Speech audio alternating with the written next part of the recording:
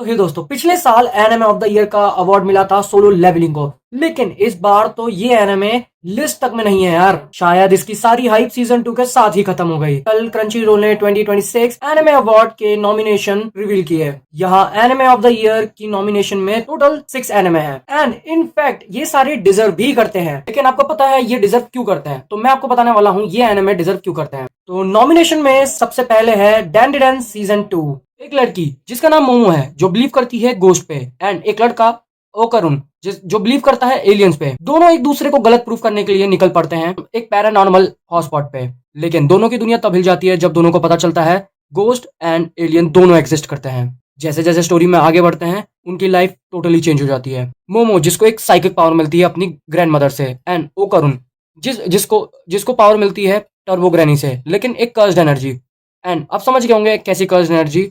Turbo granny उसके balls, yes सही सुन रहे हैं आप, उसके बॉल्स को गैप कर देती है एंड कर्स्ड हो जाता है स्पिरिचुअल पावर से। इनफैक्ट ये स्टोरी है पावर, फाइट और एक वियर्ड क्रिएशन के बीच उनका बॉन्ड और फीलिंग्स भी ग्रो होती है। इनफैक्ट स्टोरी में आगे चल के पता चलता है कि जो ओकरुन होता है वो अपनी बॉल्स ढूंढता है, एंड स्टोरी जैसे जैसे आगे बढ़ती है बहुत सारी चीजें रिवील होती है एंड बहुत ज्यादा मिस्टीरियस। इनफैक्ट पूरी story supernatural fights, comedy and crazy thing से भरी हुई है। डैंडेडन जो इजीली पिछले साल का बेस्ट एनिमे था। नॉमिनेशन में सेकंड नंबर पे है गाचाकुता, एक ऐसी सोसाइटी जहां कचरा, प्रेस या गार्बेज लोगों को लिटरली कचरे की दुनिया में फेंक दिया जाता है। मेन कैरेक्टर रूडो जब वहां गिरता है उसे समझ आता है कि एक ऐसी दुनिया है करप्ट है। अब उसका एक ही गोल होता है सिस्टम के खिलाफ उठना और अपनी एग्जिस्टेंस प्रूव करना। रॉ एंगर प्लस सर्वाइवल की स्टोरी। इसके एनिमेशन एंड कॉन्सेप्ट ने सबकी अटेंशन ग्रैब कर ली। नॉमिनेशन में नंबर 3 पे है my hero academia final season. Final chapter है जहां सब कुछ स्ट्राइक पर है। इजुको मिडोरिया सिर्फ एक हीरो नहीं, सिंबल बन चुका है होप का,